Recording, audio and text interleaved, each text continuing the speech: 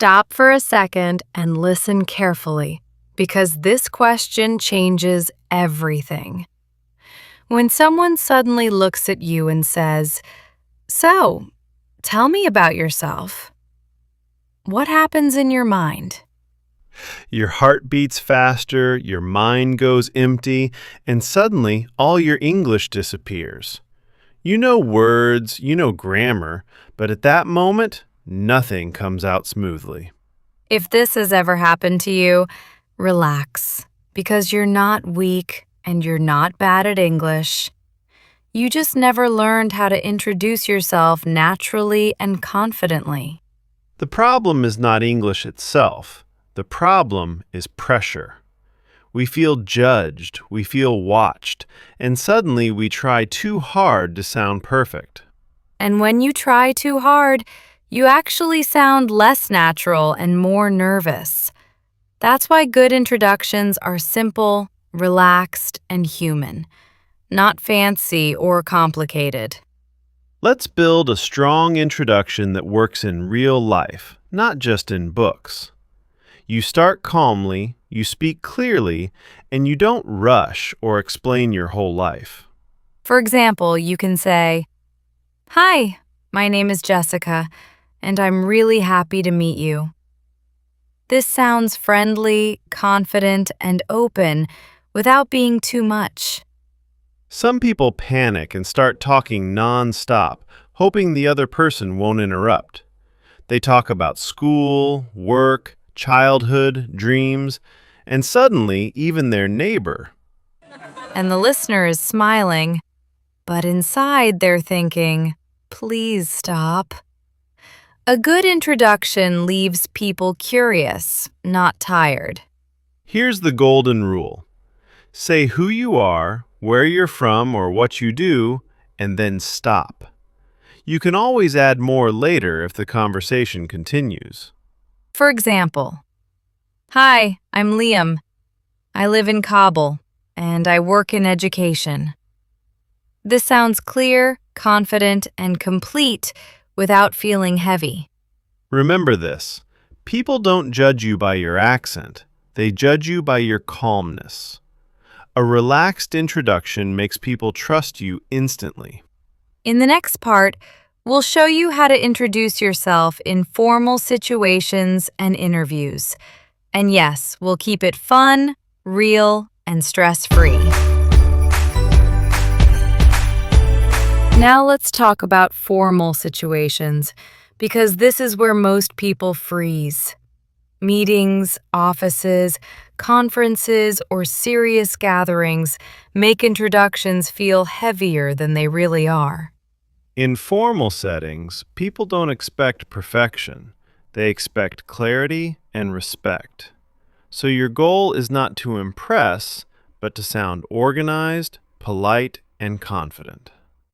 A good formal introduction has 3 clear parts that flow naturally.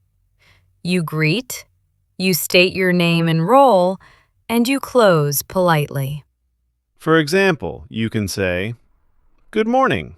My name is Liam, and I work in project management."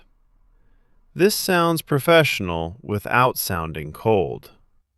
You can then add one polite closing sentence. "I'm pleased to be here today."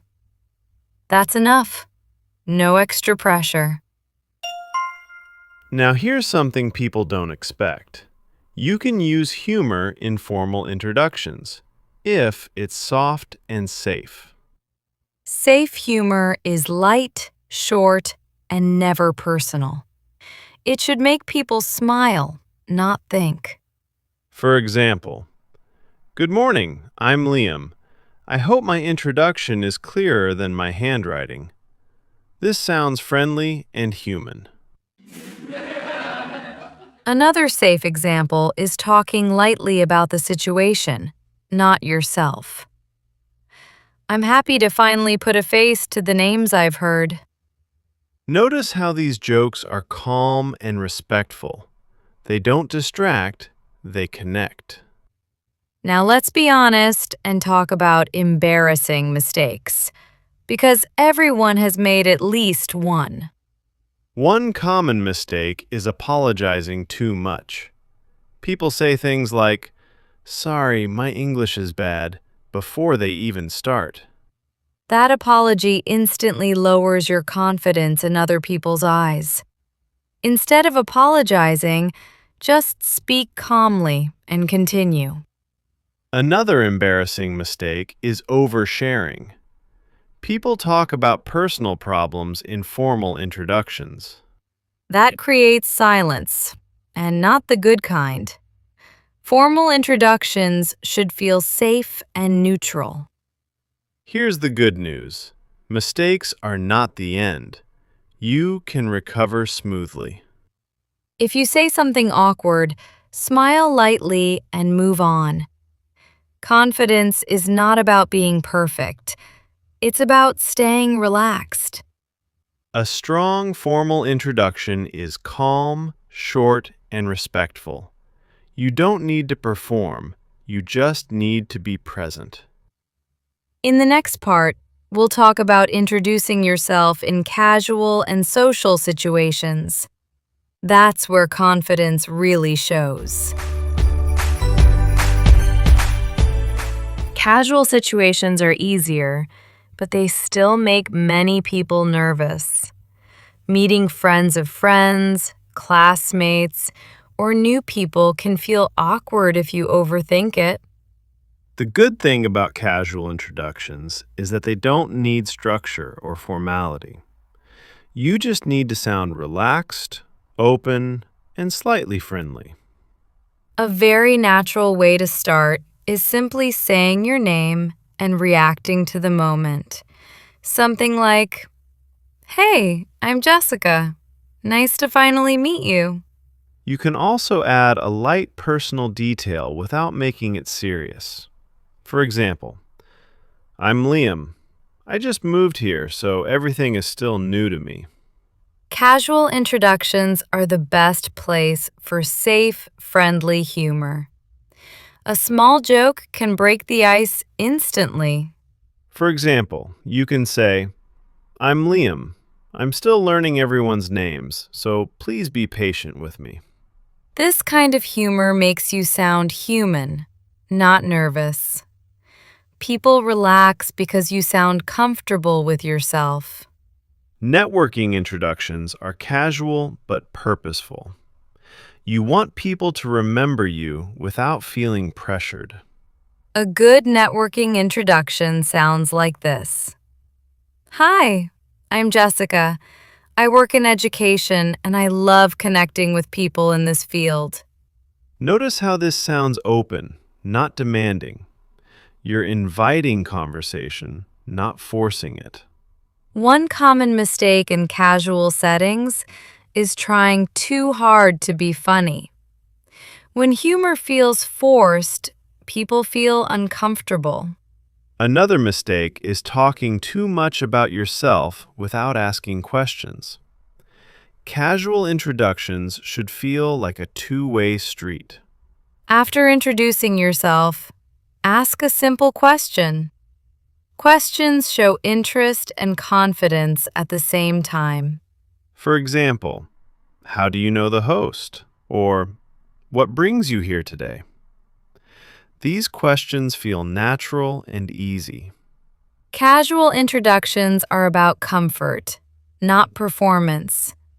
When you feel relaxed, people feel relaxed too. Next part. Making mistakes while introducing yourself is normal, but repeating them is what hurts your confidence. If you don't know how to fix them, they slowly become habits. The good news is that most introduction mistakes are easy to correct. You don't need new vocabulary. You need better control. One of the biggest confidence killers is apologizing for your English before speaking. This sends a message that you don't trust yourself. Instead of apologizing, replace that habit with a calm start. Just begin your introduction without explaining yourself. For example, don't say, "Sorry, my English is not good, but my name is Jessica. Say, "Hi, my name is Jessica. Nice to meet you." Another common problem is giving too much information too fast. People introduce themselves like they're being interviewed. To fix this, use the one extra detail rule. After your name and role, add only one detail, then stop. For example, I'm Liam. I work in marketing and I enjoy creative projects. That's enough for now. Many people panic when there's silence after an introduction. They think silence means failure. Silence is not always bad. It's often just a pause. But if you want to handle it smoothly, ask a simple question. Questions like, "How about you?" or "What do you do?" These questions naturally continue the conversation. Even when people can't see you, nervousness shows in your voice. Speaking too fast or too quietly makes you sound unsure. The fix is simple. Slow down slightly and breathe before you speak. Confidence sounds slower, not louder. Sometimes you will still make mistakes, and that's fine. What matters is how you recover. If you forget a word, pause and rephrase. People respect calm recovery more than perfect grammar. Introducing yourself is not a test, it's an invitation. You're inviting people to know you, not judge you. When you stop trying to be perfect, you start sounding confident. And confidence is what people remember. Some introductions stay in people's minds, and some disappear in seconds. The difference is not English level, it's delivery and feeling. Viral introductions feel real, relaxed, and slightly human. They don't sound memorized or scared. One very common mistake is sounding robotic. People speak like they're reading a script inside their head. For example, "Hello, my name is Liam. I am from Afghanistan. I am very happy to meet you." It's correct, but it feels empty. To fix this, merge sentences and add emotion. "Hi, I'm Liam. I'm from Afghanistan, and it's really nice to meet you."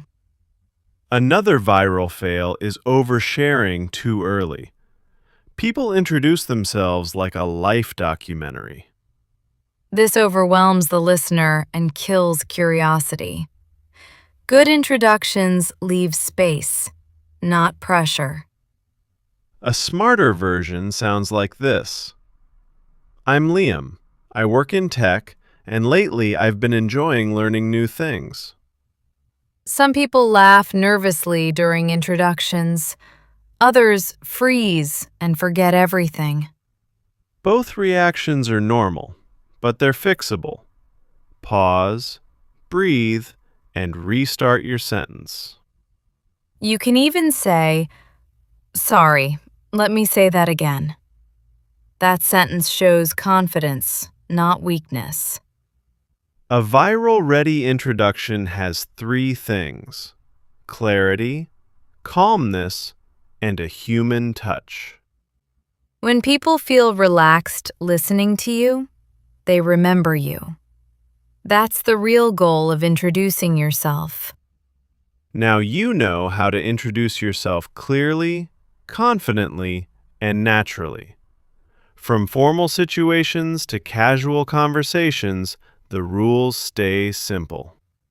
Remember, people don't remember perfect English. They remember how you made them feel. If this podcast helped you, support Miss English Academy. Like, subscribe, and share it with someone who needs confidence. And tell us in the comments, What part of introducing yourself is hardest for you?